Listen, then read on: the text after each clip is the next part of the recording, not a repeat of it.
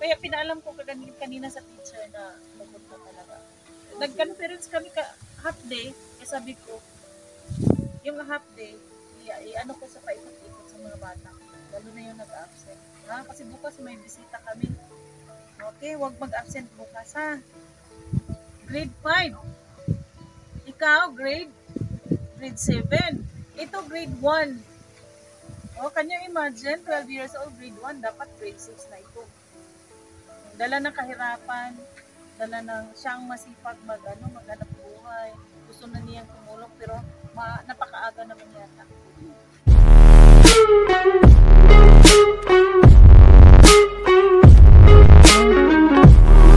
Hello mga ka-Berks, good afternoon. Katatapos lang naming orientation kanina sa district.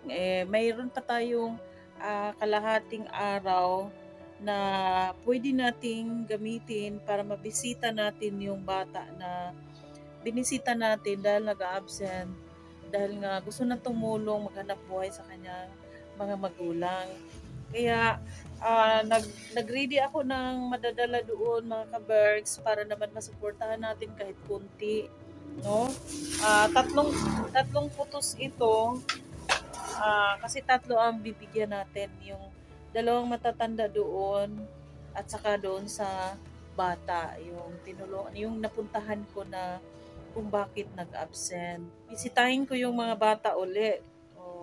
Monitor ko baka sakaling nag-absent naman dahil nga sa sitwasyon na malakas ang hangin, malakas ang alon, wala masyadong pumalaot kasi yung bata gustong sumama doon sa ama na kumbaga managat sa amin para makatulong, may pambaon. Kasi 4 kasi silang nag-aaral doon sa school.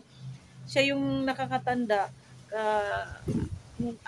Hindi na dapat siya grade 1. Dahil nga talagang namulat na ang bata sa kahirapan, salat sa pangangailangan, lalo na pagpunta sa school. Napag-alaman ko kasi na ang bata ay tuwing recess, 5 piso lang yung baon. Tapos, hinahati-hati pa niya sa kanyang mga kapatid. Yun ang nalaman ko sa kanyang guro talaga. Kaya hinahanap ko yung bata. Kasi nga, malaki na ang edad niya, pero grade 1 pa rin at laging lumiban. Dahil nga pala sa ganung rason. Kaya huwag nating hayaan na ang bata ay mapariwara o mawala sa school dahil ang teacher talaga nagsumikap na makabasa ang bata. Nang makabasa ng bata, tsaka mag-absent, sayang din naman ang pag-iirap ng teacher. Kaya hanap tayo ng paraan mga ka-Berks kung paano natin maibsan yung pangangailangan nila o kumbaga yung bata mabigyan natin yung mga bata nabigyan natin ng pagkain. Kaya nalaman ko nga mag-absent dahil walang bigas, mag-absent dahil walang pagkain. Kaya kahit sa ganitong paraan man lang, sa maliit na bagay, mabigyan natin, matulungan natin yung 4 na bata. Lalo na ngayon, walang malakas ang hangin, hindi masyadong mapalaot yung mga magulang para lalo na ang pamumuhay sa dagat. Kaya tara, samahan nyo akong mapupuntan doon yung mga bata. Ito yung dadalhin ko doon, isang bag, may bigas na dyan. May bigas na. Medyo mabigat itong dadalhin ko.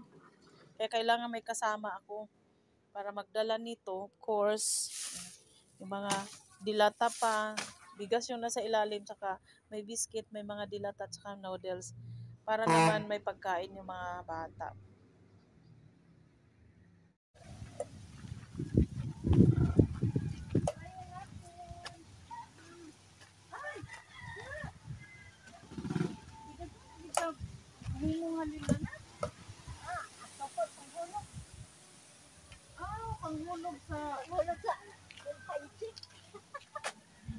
Panghulog sa 5-6. Hindi trabay mo kahoy. Ano may kahoy yan? Sipag talaga ni nanay mga ka-Berks. Magkano naman bintahan mo? May raman kay pag-iis ko mambugkos. Hindi ka nasad mamalit. Ato-ato ko kung kahoy rin. Ay, ati, kan na naghanap sa pangahoy.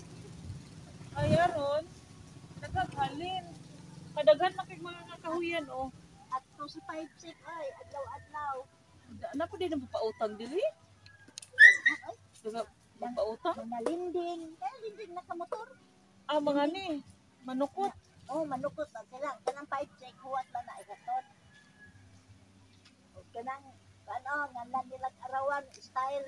Mga Style kabars, lending. in-interview ko si nanay kasi nakita ko siya. Nangahoy, sipag. Saka of course, gusto ko rin makita kung Naayan man ko mukuna pupunta nga. ano ang pamumuhay ng nasa paligid ng lugar kung saan ako nasay. Hello, Nay. Kasi baguhan pa ako dito sa Giyong kaya gusto ko na malalaman kung ano pamumuhay ng mga tao, ano ang sitwasyon ng barangay. Yun. Saka sisipag nila. Dalawa ang pamumuhay nila dito, yung pangdagat at Pandagat. saka bukid. Iba na yun, no? Bukid. Managat o nya magdaro. Ang kaagwanta sa dagat o sa bukid. Ang dili kaagwanta kay kapoy naman kuno kaayo. Magdaro pa o nya ubatas dagat. Pero ang nakaganda lang, ang nakanindot lang kay may panudan. Oh, Dili pareha sa ako dili na layo mo ko kayo. nagpalit og sudan. Ne duol pod. O dool po sa dagat. Para sa uban nga naara sa bukid mo nga to pagiglungsod, Ingat to kay magpaybog alit og tawag sudan mga kaling barod. Pero nakanindot na ino kay pirmi sudan. Manok. Oh. Ay. Manok wa koy manok. Nano lang namin, nadaanan lang namin si nanay mga ka-birds. Interview pa lang. Nagkatuwaan lang. Nag-usap kasi hindi pa natin napuntahan yung bata. Para ang bahay dito sa to ang magpuyo sa bahay sa iyang maguwang. Ako na dito. Oh, Ito diri di ay. awayan. Sila mag-asawa.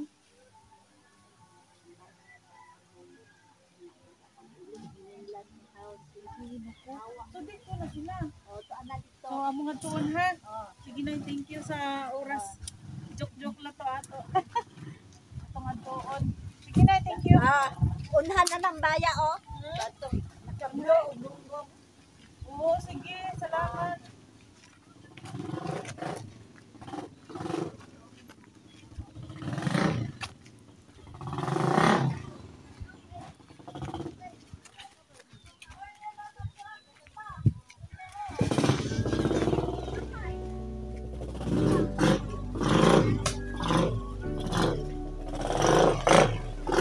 Meron ako.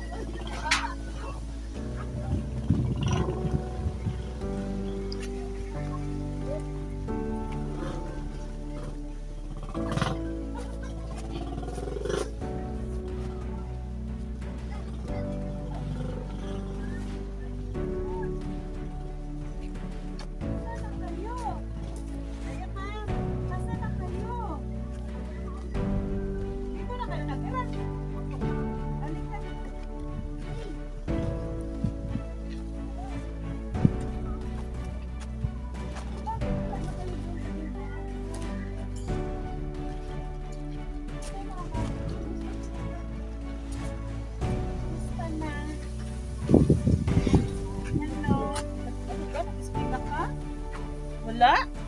Ingon lang man na siya mamay sukad atong ihab yang hilanat mga hapit pud mo buwan. Module na lang nato. O mao bitaw ingon ni Ma'am Libet nga ihan lang yun. Nagkasakit siya. O hilanat gid ma'am niya kana buwan gid ang iyang paghilanat. Okay, no? Dugay oy nadaot bitaw kayo na Oo siya. nga, ang payat-payat nga, oh. Kay Grabe. tungod sa iya Ano ba, pila na edad ani niya? mga 12. 12 years old, tapos grade 1 pa lang. Pagkauliin niya pa siya gingan mo eskwela pa ba siya. Ay, sila lang ha. Module na lang. Pag nga rin ni Ma'am Libet dili na ko siya niya kay ingon Ma'am Libet mo ko kanto man siya. Basa na lang sa module. Mag-answer sa module, ha? Ka, mag-usap tayo. Kanya iya na lang ko na hatod ang module sa Sa school. Huwag natin pabayaan na ang bata din na talaga mag-aaral. Kasi, importante talaga yan. Yan ang importante. Kamagwangan, ano ba ma'am panduhaan sa man ang magwangan. Ay, ikaw magwang? Nakagraduate ka elementary? high school na siya. High school? Busi? Magwaran. Tapos apat sila. Anim. Anim, bata-bata mo ba? Naka-anim ka na? Dali, mag-ipuray ka ninyo. Kung sa bangko dito. Kaya kailangan parehas sa kuya dito mag-high school. Mag-high school. Kasi baka sakaling marami mag-sponsor sa'yo. O, di ba? Kasi yung na-post ko yung pagbisita ko dito, maraming nag-like. Maraming naawa sa'yo. Sabi daw, nakakaawa ka daw. Kailangan ka mag-aral mo. Sinasabi. Kaya naman siya dito nakalimutan. Saan tayo? Dali. Pwede man lang tamang mungkog. Asa dapat tamang lingkod? Manggod ka gang? Oo. Bangka. Mahangin talaga ngayon kasi yun na nga naisip ko mga ka-birds kasi sabi, ang hanap buhay nila ay dagat. Kaya sabi ko sa isip ko, paano na lang kaya sila na kasi itong batang to gustong magpunta sa sasama sa dagat kasi kailangan nila ng pangangailangan. Ngayon, ito nakita ko, payat-payat na talaga niya. Mas lalo siyang pumayat nung pagbisita ko sa kanya. Nung hindi siya pumasok, mga ilang linggo nga ito hindi nakapasok kasi nga nilalagnat. Malnourished talaga siya, Magiging pagdaot. Grabe. Di ba siya mukaon? Ngayon. Hindi mukaon niya. Karon na, mukaon na siya. Pero tigag may ragid. Tapos ang bata-bata mo pa, naka-anim ka. Tungod na tong iyahang, paan ba nga, kilo ra di ay. Siya? Kilo. Kahit saan-saan kumakain. Dagon makapuyog sa managat niya, makapalit og pan, mo siguro na. Oo. Kailangan talaga siya may magmo-motivate sa kanya para makapasok sa school. Kuan man good ka nang din ka nag-eskwela gang dara no? Sa Monteroyo. Maguwang. Tapos ikaw, dira Grade 5 na siya. grade 5. Oo, tapos siya grade 1. 12 years old. So, huwag kayo mag-alala, kahit di siya papasok, imomodule natin. Ha? Turuan nyo. Turuan mo siya magbasa. Turuan niyo siya, ha?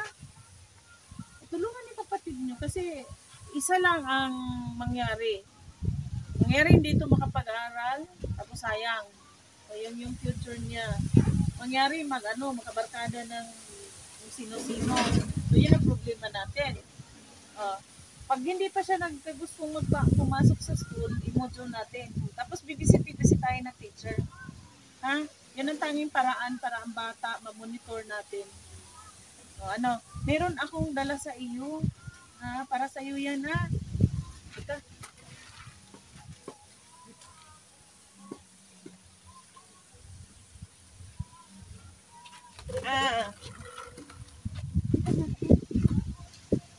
Ba't napunta kayo dito na ka nakatira? Ay, naghiwalay po kami lang sa... Mamaya mag-usap tayo. Ibigay ko muna ito kay Tutoy. Teka, tingnan mo naman yun. Dali. Tingnan mo kung anong laman. Ali. Tingnan mo kung anong laman. Sige na. Payat-payat talaga niya, Tingnan mo kung anong laman. Sige na. Mahiyain talaga siya. Oo. Sige na, ikaw na muna. Tapos, ito, may bigas. Oo. Yung may nagbigay sa atin ng 500 pesos nag-sponsor, pero 3 yung binigyan natin. Ito yung sa kanya ang medyo malaki-laki. May bigas. Ayan. May bigas. Yun. Pwede na, may pangkonsumo na. May pangkonsumo ka na. Ano pangalan nito? Rinanti po. Rinanti Piritos. Yun. Piritos din yung tinutulungan natin doon. Ay. Piritos yun si Nanay Angeline. Diba? Piritos yun. Ano mo yun? Lola po sa papa niya. Lola ng papa niya. Nagkahiwalay po kami sa papa niya kasi nasinigiro pag uwi sa bahay, dabog. Tinapon niya ang damit namin. Ha? Tinapon? Opo. Tapos pinalayas kami. Pinalayas kayo? Ano bang buhay? Kaya pala ganito yung mga bata.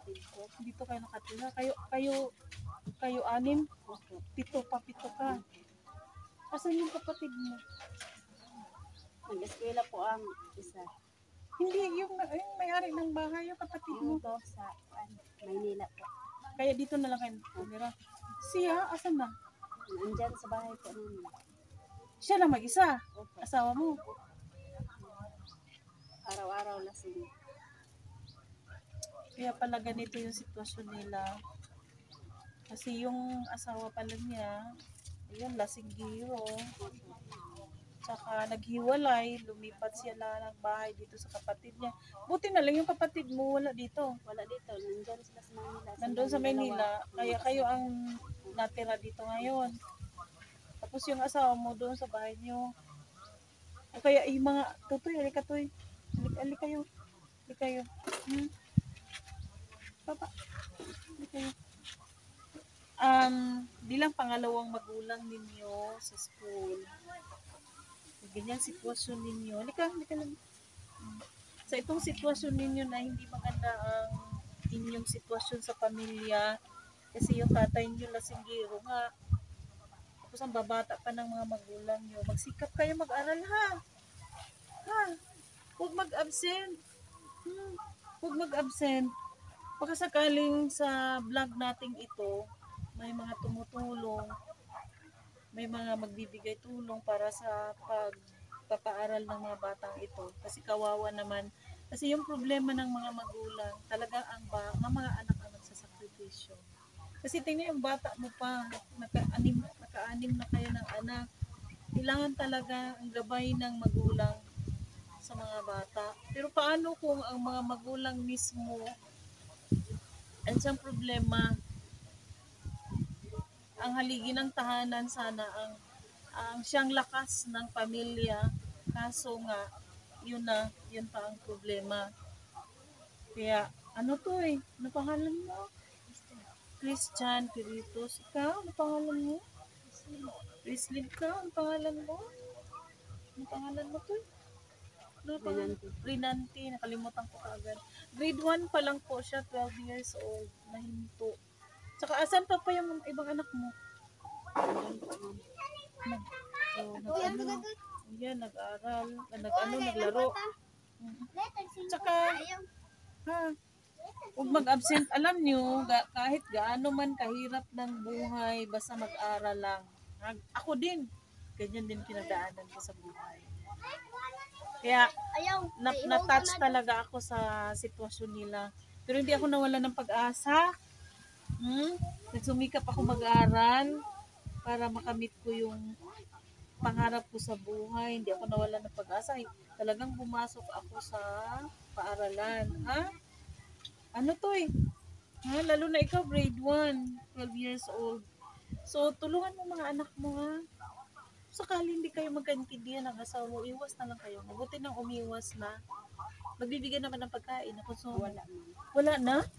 Ako lang po ang nagsisika para sa pinag. Paano to? Ilan sila? Tumutulong ka rin naman, nanay mo. Pasok ka lang talaga sa school. Dapat nasa school lang talaga. So, anong ginagawa mo? Kasi magpasok sa paglaba. Maglabandera, maglaba. Tapos nakasama Parang, ko. Pag siya, naghiwalay sila ng kanyang asawa, siya na lang nag-support. Siya na lang. Kasi wala yung asawa niya. Yung mga anak niya nag-aaral. Ito yung problema ko. Hinahanap-hanap ko to. Nag-teacher niya. Kasi hindi pwedeng hindi hanapin yung bata na hindi pumasok. Ha? Hindi pwede. Kailangan talaga. Tapos ito palang naratnan ko dito, may problema sila. Naghiwalay sila mag-asawa. Siya na lang naghanap buhay, maglalabada. Magkano naman kita mo sa paglalaba? Tapos bilhin ng bigas. Kaya nga naisip, bakit kaya bigla lang naisip? Bigla ko lang talaga naisip. Kasi ang tagal ko na yun nabisita, di ba? Tapos sabi ko, bakit, kumusta na kayong bata? Sinabi ko kasi sa teacher na, teacher, bistahin mo talaga doon, huwag mong pabayaan ng bata na magpapawala. Kaya nalaman ko na binisita naman ng teacher, naisip ko naman na, tingnan niyo ang panahon. Kasi nga itong bata gusto nga sumama sa panagat, yung pangisda para magkapera. Sabi ko, paano na lang kaya ngayon na masyado naman yatang mahangin? Yan, naisip Mama ko. siya sa kanyang mga yoin. Usap Para yun niya. manlaot. Binigay naman niya sa akin. Yung tita niya binigay. Para Ang bait pala nito. bibigyan niya namin ng bigas. Ang bait pala nito. Kaya pala siya sumama sa laot para magkapera. At saka binigay niya sa nanay niya.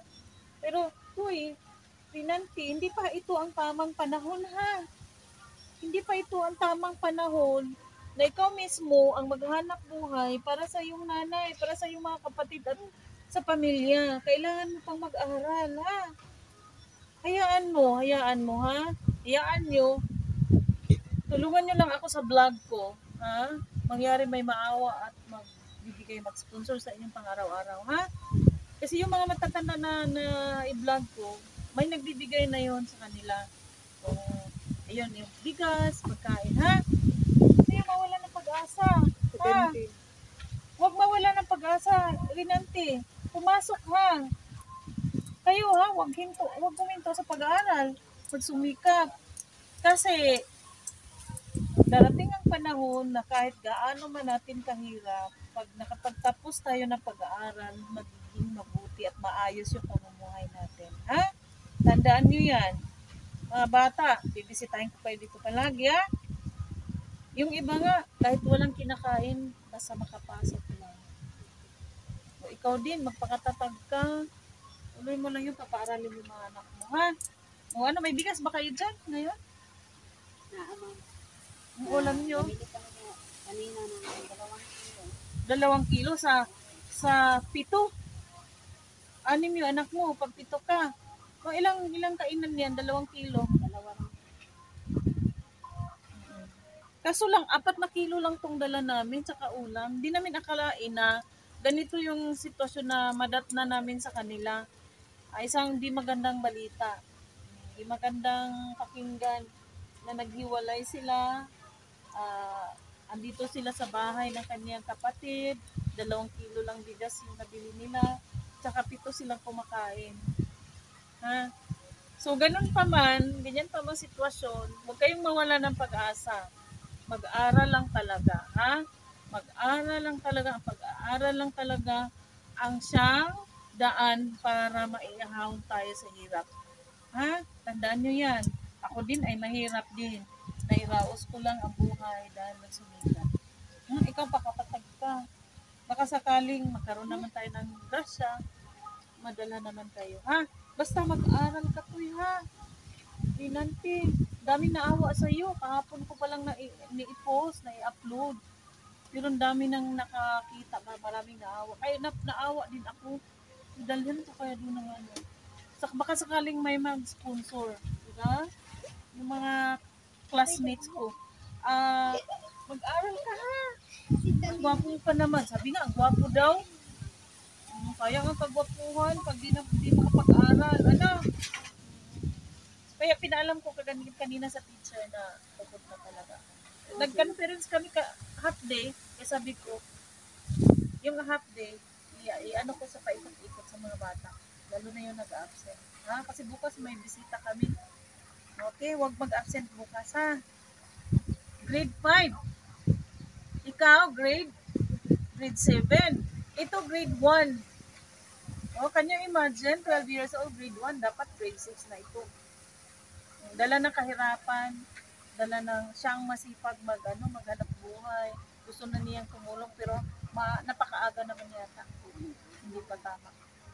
Sige, mag-usap tayo na lang. Sige, kami na lang. Ano ba talaga? Ano mo na ito? Ano mo na to? Ilagay nyo yan to. Doon. Kami na mag-usap.